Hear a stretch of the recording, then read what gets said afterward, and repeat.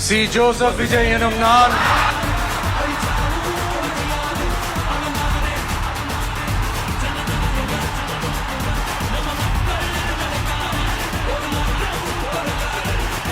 சட்டப்படி அமைக்கப்பெற்ற இந்திய அரசியல் அமைப்பின்பால் உண்மையான நம்பிக்கையும் மாறா பற்றும் கொண்டிருப்பேன் என்றும் இந்திய நாட்டின் ஒப்பில்லாத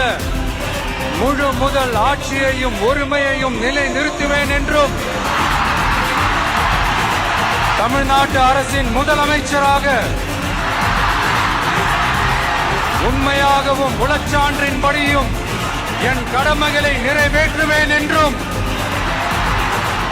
அரசியல் அமைப்பிற்கும் சட்டத்திற்கும் இணங்க